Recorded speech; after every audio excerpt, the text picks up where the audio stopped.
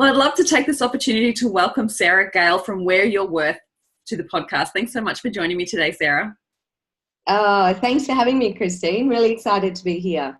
Yeah, me too. I just loved your whole vibe and your concept around Wear Your Worth, and I'm so pumped to get into this conversation. So I would love just to start off, if you could just share with us a little bit about your background and how you came to create Wear Your Worth. Sure. Where shall I start? I've had 30 odd years or so in the fashion industry. So I started as a buyer and for lots of the majors like the Portman Sports School, Witchery, Cosmar, Just Group, blah, blah, blah, blah, blah. And then following that, I went on to some consultancy roles, and I also was the judge on Project Runway Australia for a couple of seasons.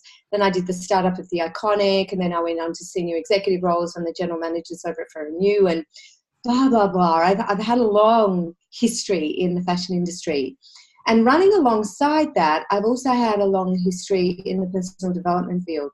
I'm an accredited coach, and that's what I do these days, as well as Wearing Your Worth. I look after leadership development and things like that.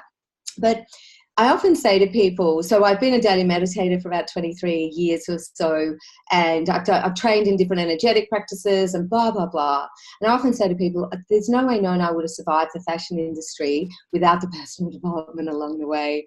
And people often laugh. I think they think I'm joking, but I'm absolutely not joking. It can be quite a harsh industry. And as much as I loved it, I'm a super creative being. And give me a season, and I love to create. So as a buyer, it was fabulous. You'd get a season, you'd create, you'd execute, and boom, you'd be on to the next. And that's very much like me. And Wearing Your Worth really came to fore was when it started for me. It really got amplified in Project Runway. More than anything.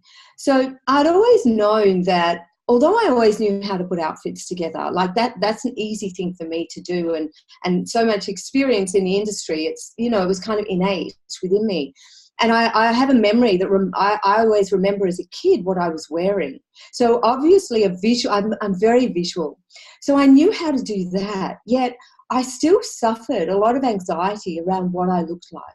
And I suffered anxiety around what to wear, and those horrible insecurities that so many of us as women in particular get, and the indecisiveness and what will they think of me, all the noise that goes on in our head as we get dressed, that we pretend to other people that don't. We want to go out looking effortlessly beautiful, but the angst that's happened before that. And when I was doing Project Runway Australia, I realised that this just went up. Like, it got amplified. It went up an absolute notch. And the fashion industry as a whole amplifies this. Like, there's a lot that's based on how you look and whether you're up with the trends and all that kind of stuff. But in Runway, I felt like every time I went out, I felt like I was representing the brand. Like, I felt on show all the time. This was my doing. It was no one else's doing. And I started to get really curious, because it was like, what's going on here, Sarah? It's nothing about what you look like, because what you look like is fine. What's actually happening? So I started to be really mindful when I got dressed, and I started to listen to the voices in my head and the things that they were saying to me as I started to make a selection of clothes that I was going to wear for that day or that event or whatever. And when I stopped and got still, oh my God, the voices, the nastiness, the judgments that I was bestowing upon myself was just like, it was horrible, Christine. It was absolutely horrible. But what was more interesting for me than anything was I realized that those judgments that I was hearing inside myself was the same as the judgments that were playing out in the whole of my life. And that's when I started to get super curious. It was like, what is this? So that's probably about a decade ago now, to be honest. Wow. Yeah. So it took you a while to pull it all together and create Wearing Your Worth? It did. Once I started to listen to me and I started to journal it through, so I could really start to understand, I realized that I had relationship with my clothes like I have relationship with friends. And some clothes had me feel a particular way and some clothes had me feel another. And so rather than, and a lot of the time what I was wearing was all thought-based. And when we go thought-based, this is the most unreliable part of me, my mind, because, it'll take me on journeys that I really don't need to take. It can be very productive at times, but sometimes really unproductive.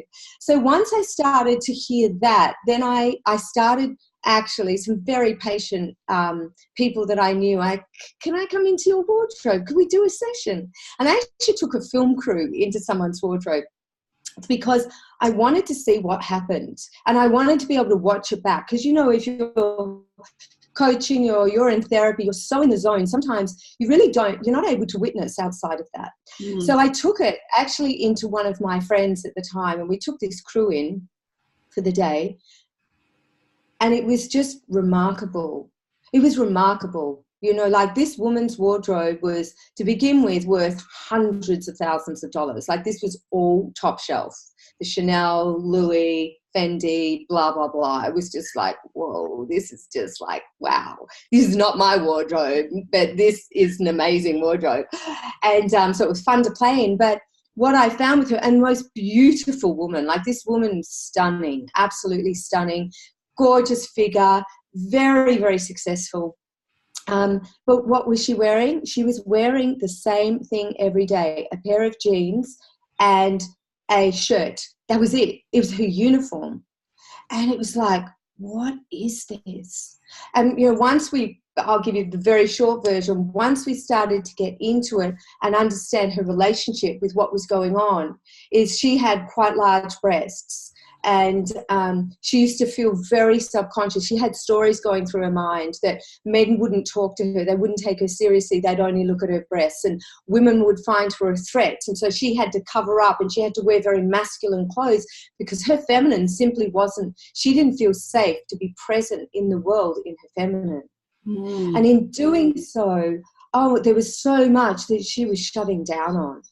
And she had body distortion issues, which there has not been a wardrobe I've gone into yet that someone doesn't have a distortion around what size their body is. And so once I started to see her, then I went into lots of other wardrobes, and I started to see exactly the same patterns play out of how we hide ourselves under our clothes, what parts of our unconscious are actually choosing what we wear, and how dysfunctional some of our belief patterns are around that, and how they don't just play out in our wardrobe, but they play out in the whole of our life. Absolutely. Amazing. Wow. I could not even imagine, but it's so funny though, how when you think about being in someone's wardrobe like that, and you think, wow, that would be the ultimate, right? I wish I had all of that, had access to amazing clothes and a beautiful body and looked fabulous. Yet we've always still got that inner critic going on in our brains that's causing us so much drama. So why do you feel that we have such an emotional connection to our clothes? Yeah, that's a super interesting question. I get asked this quite a lot.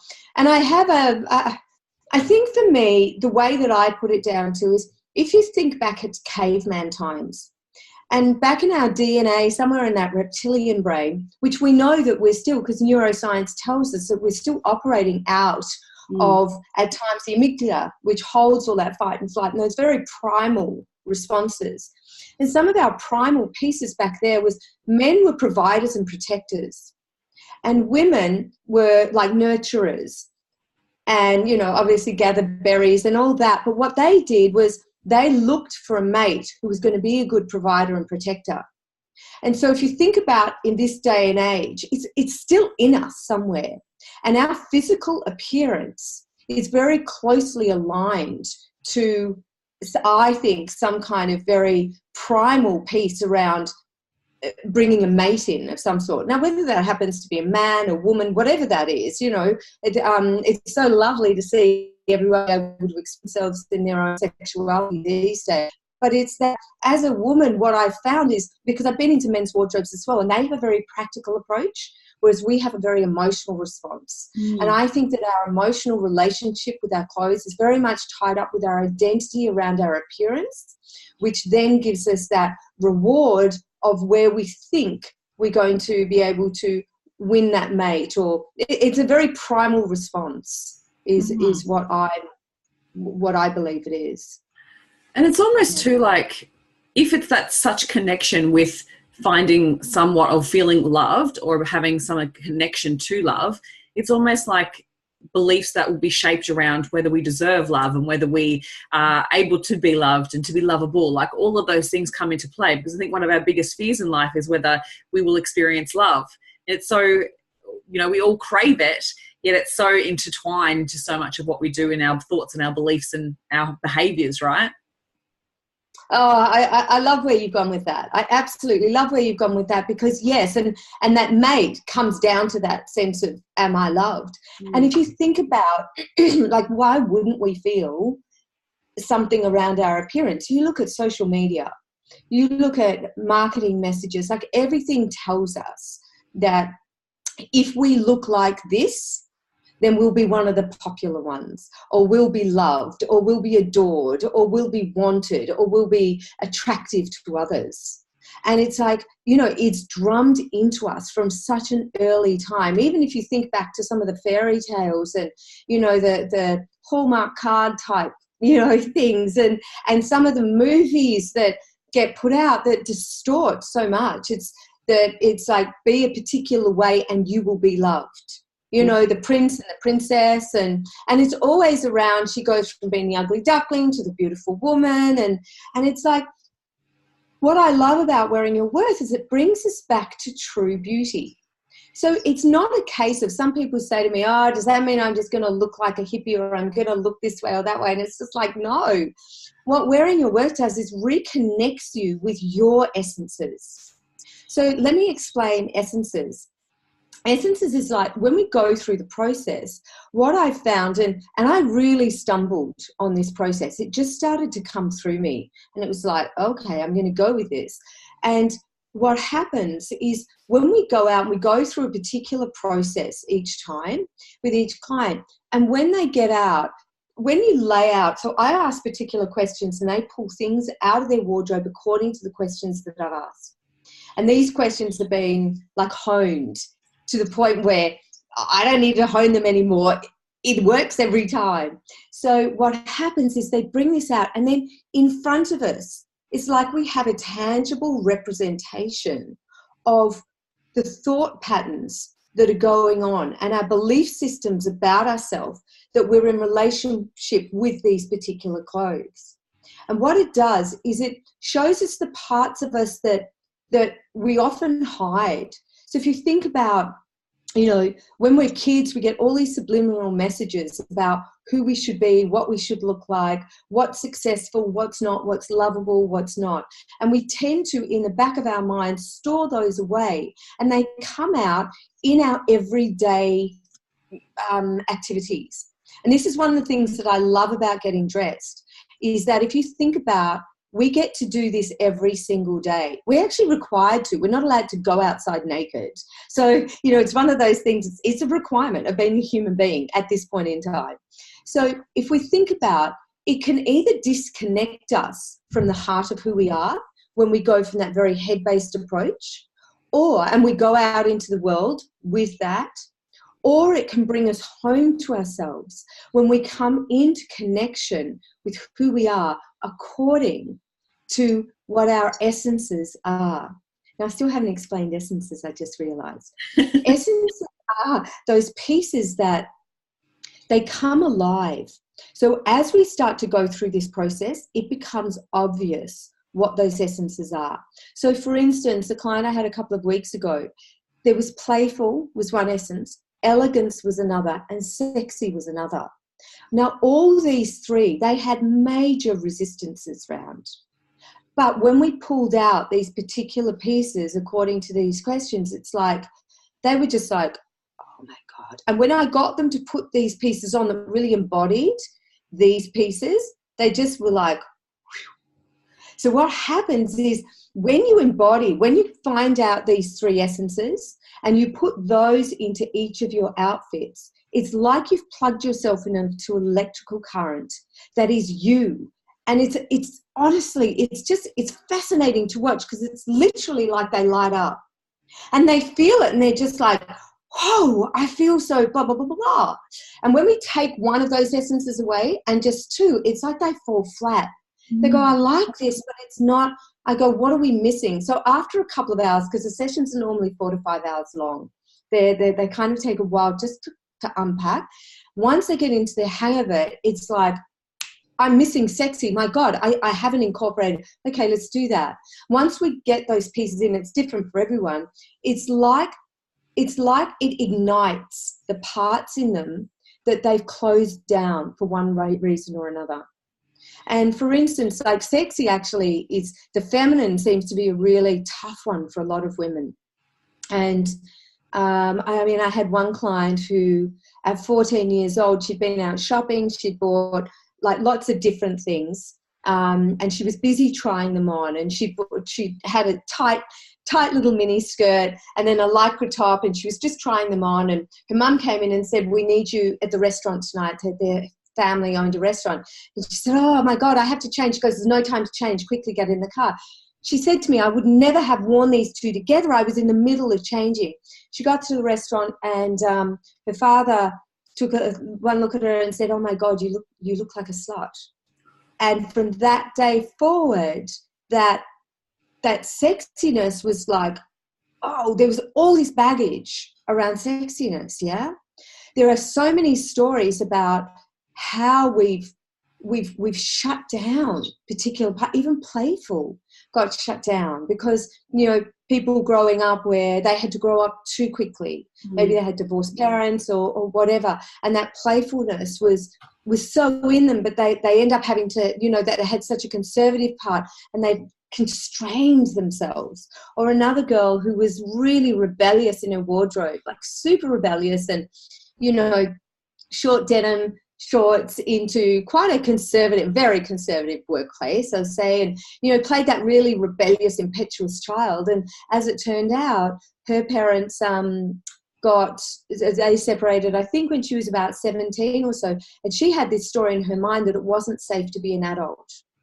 And so she held on to dressing like a child, whereas her essences were, there was unique, there was elegance, which she found so hard to embody to begin with, but it was so wanting expression.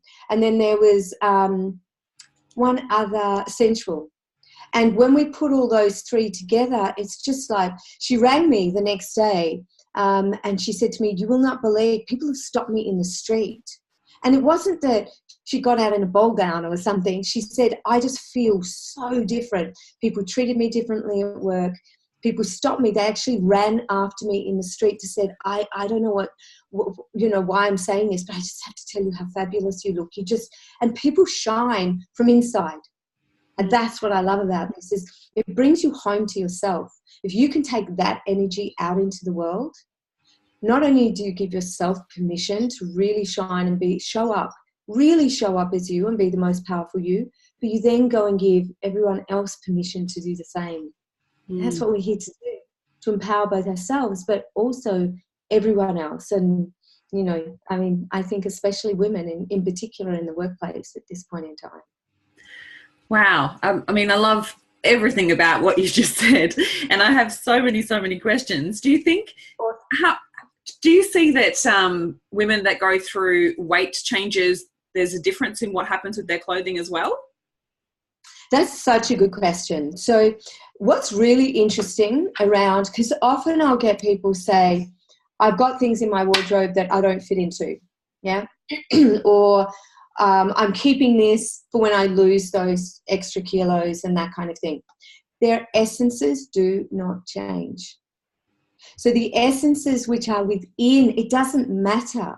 It actually doesn't matter what size the clothes are. And I guarantee you just reminded me of something I really want to share. What happens is when people connect with their essences, so to begin with, body distortion is everywhere. Let me just put that on the table. From 6 to 22, 24, I have heard exactly the same thing come out of people's mouths. It makes no difference.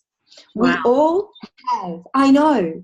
And I mean, I felt so privileged to go into these people's wardrobes with with them sharing such vulnerable parts of themselves, it doesn't matter what size they are. Everyone thinks this is too big or this is too small, or I don't like this piece or I don't like that piece. And often people will say that it's something to the effect of, oh no, I feel good in that because it's comfortable. And once we really get down, what's comfortable? Tell me what comfortable is. Oh, you know, I don't have to hold my stomach in, or I know it's covering my hips and it's covering my legs, and, you know, or if it's covering my chest or whatever that is. But when we really get down to comfortables come down to, I don't actually have to look at the parts of me that bring me into a vulnerable state. It's not about, it's not about the external. And I'll tell you how I know this. Because once we go through and we find the essences, do you know all the body distortion talk stops? In the session, it stops. It just stops. They are no longer thinking about the body. Think about our bodies. When we identify with our external appearance only, we've gone into what I would call our egoic mind, our separated mind. The mind that has all that chatter, that white noise, that monkey mind, the self-critic. So the more that we stay with this very one-dimensional, if I look like this, then I'll be okay, the more that we disconnect. Now, when we come into our essences, which live in our heart and soul, and we really connect in with the experiential, because what dressing does is it gives us that experiential. We actually feel it. We embody it. We forget to criticize ourselves, because when you're in a state of love, fear is not present. Darkness cannot be present in light. So when you connect in with your own light, darkness simply doesn't get a look in. And if you think about how powerful that is, not only just in what we wear, because we look amazing when we really connect in, because we shine, we positively shine from inside out.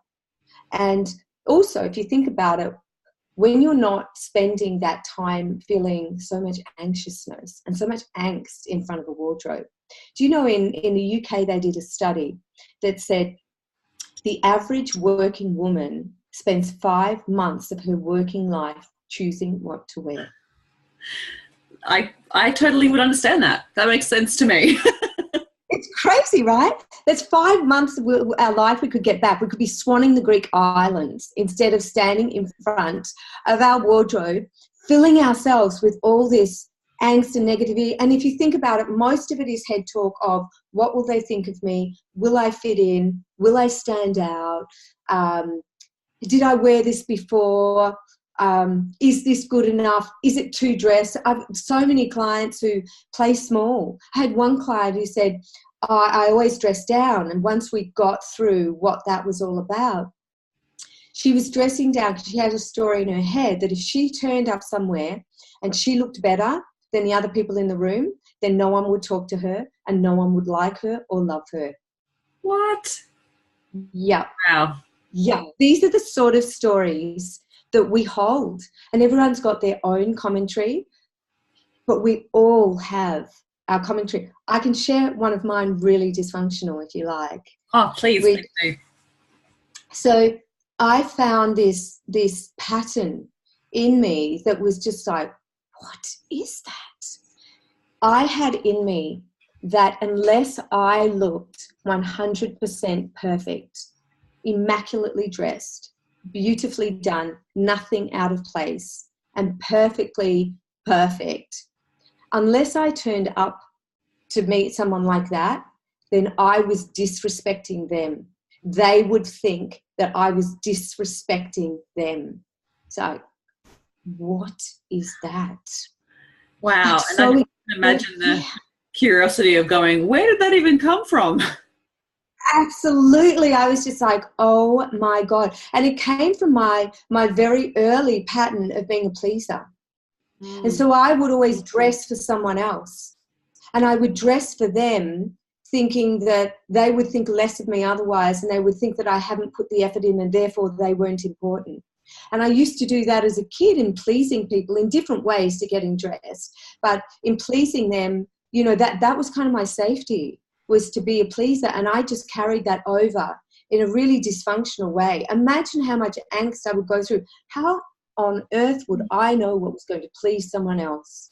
It was nuts. And to get that, you're absolutely right, Christine. It was like, whoa, stop. What was that again?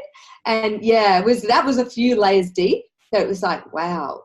And since I stopped that, because once we find them, we can do something about it. But once I found it, I can't imagine it would have been easy to overcome that. What was some steps that you took to be able to recognize it and then move past it? Yeah, that's such a great question. So firstly, for me, it was catching the pattern.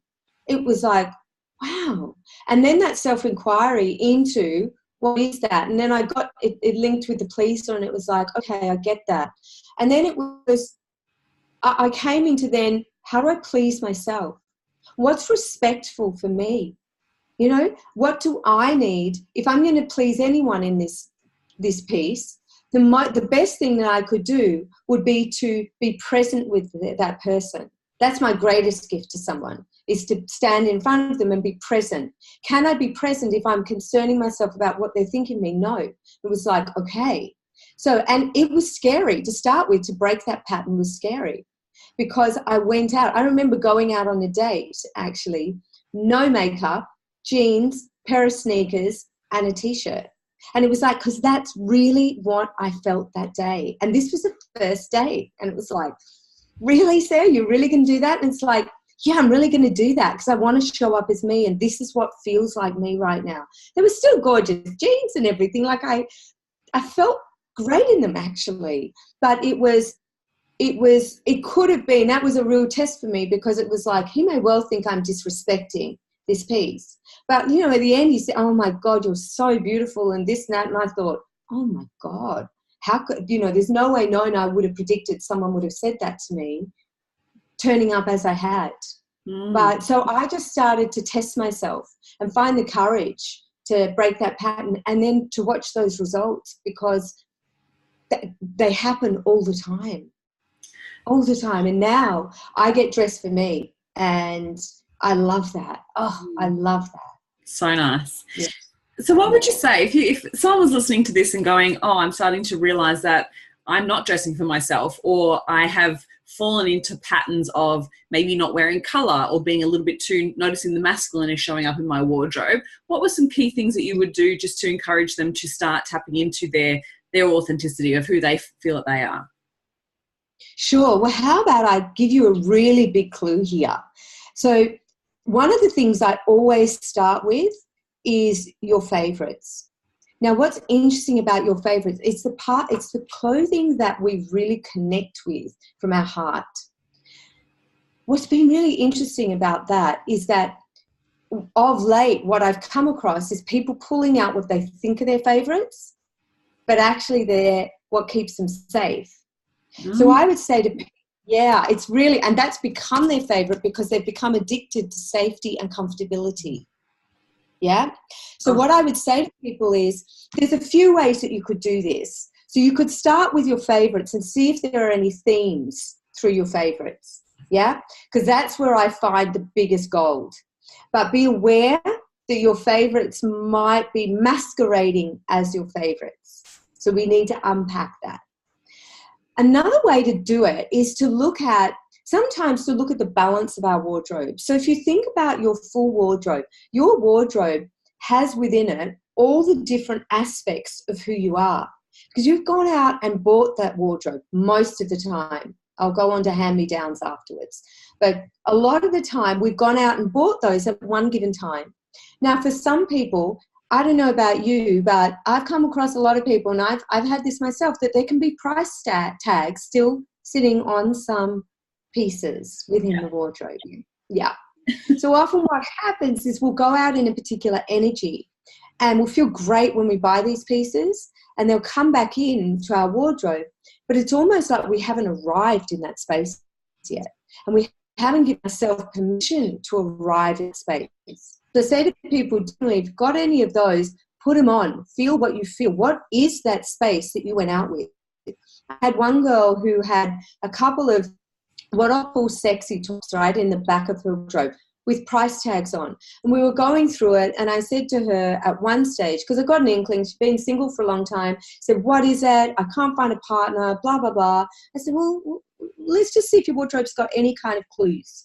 And what happened is when I said to her, can you bring out your feminine pieces? And feminine didn't touch it. And I said, can you bring out your sexy pieces? And I noticed with her body language, there's something around that word, so I stayed with it. And so she'd come up with these dresses and which were kind of like floral, big prints, and she'd look at it and she'd do this in front of the mirror and go, this is cute. And I'd go, okay, show me something else. And she'd bring out all these pieces that sexy to her was cute. And it was very girlish fun, but there was no womanlyhood in it. So I went to the back of her walk-in wardrobe and I pulled these two tops out and said, what are these? She said, oh, God, I don't know why I bought those, blah, blah, blah, blah, blah, blah. I went, oh, got it. And I said to her, can you remember the time you went shopping for these? And she described this day where she felt so confident and she felt really good about herself. She said, but I got back and I realized they're not me, blah, blah, blah. So I asked her to put them on. And she had a tantrum. It's really normal for people to have tantrums within them because they're just like, it's like they're fighting to hold on to their limited beliefs, and they're right in there. And she was really fighting to hold on to this, and she had a complete meltdown, which was beautiful, to be able to take herself to that vulnerable space. But once she put one of these tops on, it was like she just, oh my God, this woman arrived in the room. So I would say to people, if you've got any that and it doesn't necessarily by any stretch have to be sexy. There'll be something, if you've got price tags on it, put them on, get super curious. What was it about that? What really ignited? Because our essences are the parts of us that are just waiting to be ignited. That's all. It's like the ignition of ourselves within that. It's almost like also like completely identity shifts. Like, it's interesting how, like, even just talking about that in different energies and going shopping in different energies. Yeah, do you notice that it's almost like we have different identity changes throughout our lives? And so we obviously have our childhood and then our adolescence, and then we go into the business persona. And so we have those different shifts throughout our lifestyles or our life journey. Do you find that like that tantrum kind of happens around that shift of identity? That's another great question. You've got super good questions. I love it. Do you know what one of the things with essences are? They're innate inside us. So that I often say to businesswomen in particular, because I know what it's like to have been there, is that it's really important to take us in to what we do. Because who you are in one thing is who you are in everything. So if we're leaving our essences out, often what I see with business women, like another client that I saw, a lot of her weekend wardrobe was very structured. It was very masculine. Same with her workwear. And her working life had spread out into the whole of her life. So there was no space for her relaxation. There was no space for her feminine to be relaxed, to be chaotic, to be creative, to be any of that. It was super structured. So with that, it's really important that even if we change cycles in life, it doesn't necessarily mean that our essences will shift. It just means our expression of that may be slightly different. So in a corporate world, there's a certain expression, there's a certain code that, it's become less so lately, but there's a certain code that we'll adhere to. But within that, you can still put your essences into that. And if you don't, you start to dry up. Yeah, you start to feel like you're moving into someone else's idea of who you are rather than bringing you into the workplace. And I remember there was a time in my life where I realized that I was not bringing the whole of me to work. And it was like, I made a deal with myself one night and I said, Seth, if you're going to leave your shoes at the door when you go into that workplace tomorrow, you're not allowed to go. And I check in with myself every morning. It's like, are you going to take the whole of yourself to work? Because if not, don't bother going. And it's like, okay.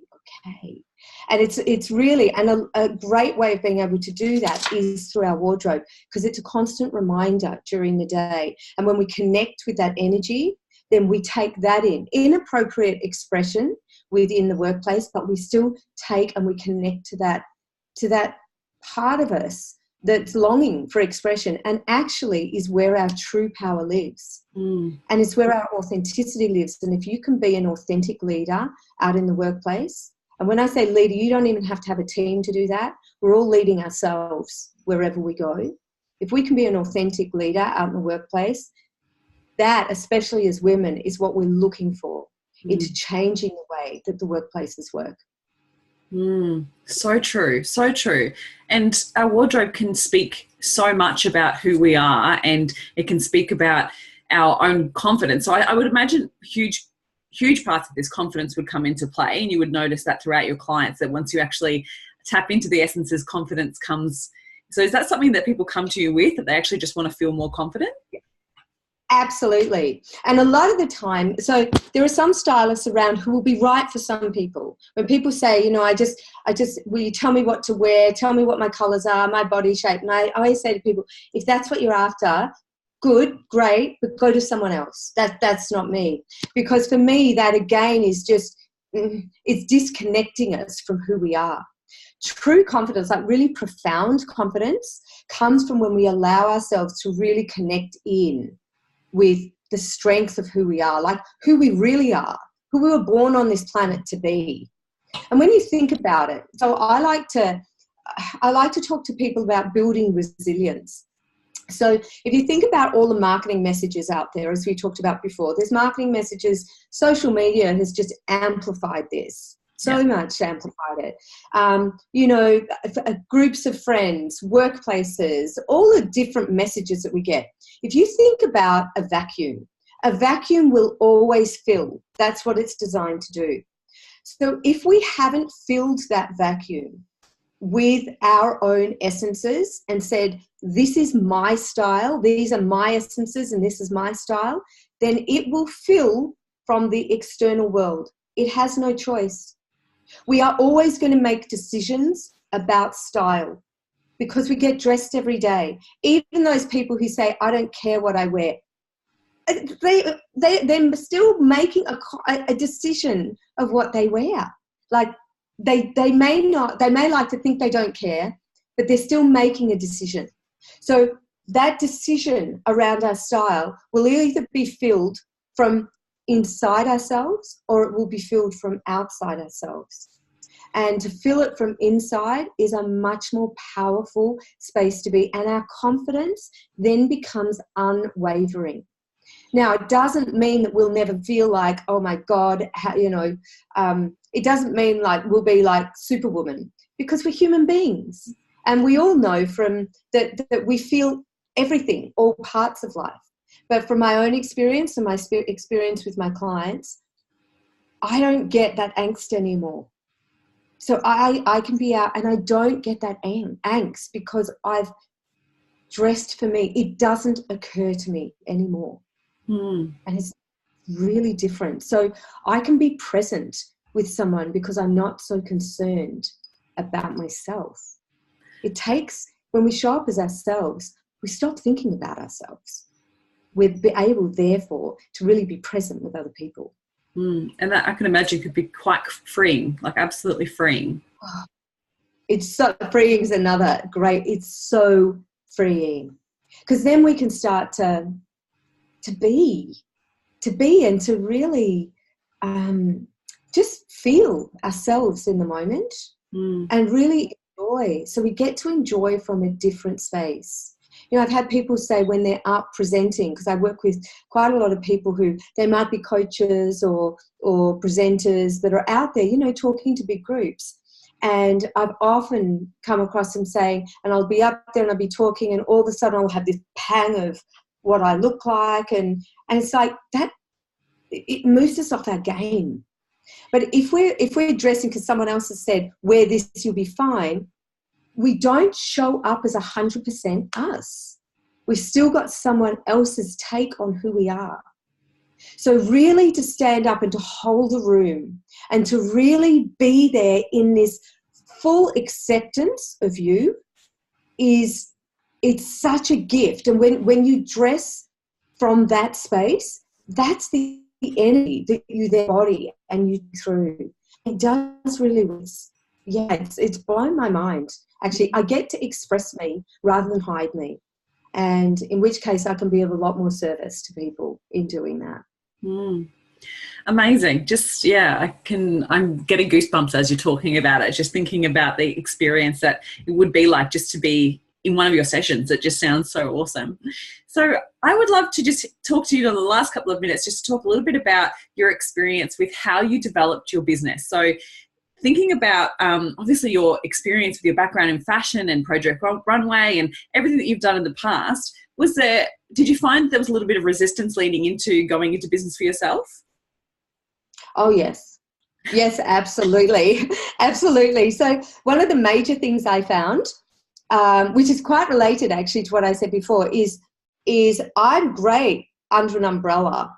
So Project Runway umbrella, the Iconic umbrella, wherever I was working, I can hold that energy and be out there and talk it up and be fully present with that.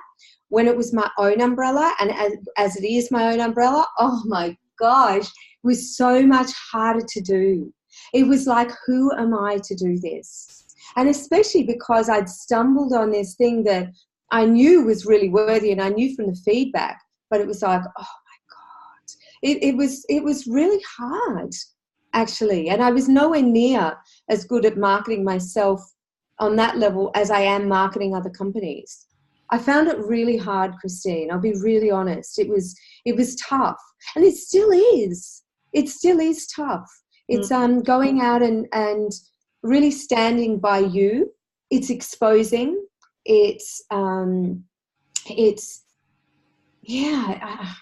Exposing is a really good word. It's frightening at times. Yeah, absolutely. It is. I'm sure. Do you find that as well? Do you feel that same thing? Yeah, absolutely. Because I think there's a different energy around it, because it is you needing to stand in your own power and obviously your own confidence and backing yourself. Whereas I was always the same in corporate. Like I could go out and like sell anything. I could go out and just literally, talk someone up to the ends of the earth. But when it came to then checking in with myself and putting yourself out there is a completely different energy around it. So how did you find, what did you do to be able to overcome that self-doubt and that almost like that the imposter syndrome was coming into play by the sounds of it? Yeah, that imposter syndrome, that's a fabulous one. So the wardrobe's been great for that, for me actually, because I lessened the imposter. It's still, the imposter syndrome is so deep within so much of our psyches, I believe. And so for me, that's a really good question. How do I do it? For me, I just keep coming back to, who am I? What do I believe? And I'm here to serve. Like my greatest piece here is to serve. I was writing something this morning actually, because I'm penning a book on wearing your worth. And what do you know how sometimes you get writer's block in anything that we do? And when I came to something that said something like, my gift to you is, and it was like, oh, it felt like just a dam broke. Because if I can think that it's a gift for others, which I know it is, then I can run with it. I can run with it. I can be with it. If it's like, if that seems to be contribution, serving, gift is what really kind of pulls me alive. So I just keep reminding myself, that it's really selfish to hold something like this in, because it's not anywhere else either. It's not like I'm doing something that someone else is doing. I haven't seen anyone else do this, and I feel a responsibility actually to help women empower themselves from a different level. And that, more than anything, is the thing that has stopped me throwing it away. Because I think we all think about walking away from, we all think about walking away. Oh my God, I've had so many. I'm done, like literally packed away. I'm done. I'm finished. I'm not comfortable in this. And, you know, as soon as I do that, normally within 24 to 48 hours, something happens that brings me right back to it. And I'm like, oh, okay. And then I start to get woken up in the middle of the night with downloads for the book. And it's like, oh, just leave me alone. And it's like, no, it's like, okay. So yeah, I'd say it's still, for me, I connect it with my highest values, which is around growth, contribution, service. Love that. Yeah. Love that. And I think that's so true. Like the universe will just come in and slap you around the head and go, come on, pull up your big girl panties. You'll be fine. That's it. It's like, be an adult. Yeah. Yeah. Stop with the child temper tantrums. We've given you something. Would you go out? And it's like, and we've all got, everyone has gifts. And it's like, if we would all be able to go out with those gifts in our own unique way, imagine how balanced this world would be. Oh, it would be so different. And it's so interesting because it's literally like when I have someone come to me for business coaching and there's some real angst going on around, they just don't know what they're doing. They're stuck. They're really, really stuck in whatever's not working. It's when I actually get them to shift their perspective around who they're serving, and that just changes everything. So it's so unique how it's so different how you, like, literally even what you do and what you were just saying, literally when you shift that perspective and take it away from yourself and put it outside of yourself, it changes everything. It's so true. It's so, so true. And you put that so well. Yeah, absolutely. I couldn't agree more. It's the only thing that has probably still kept me here.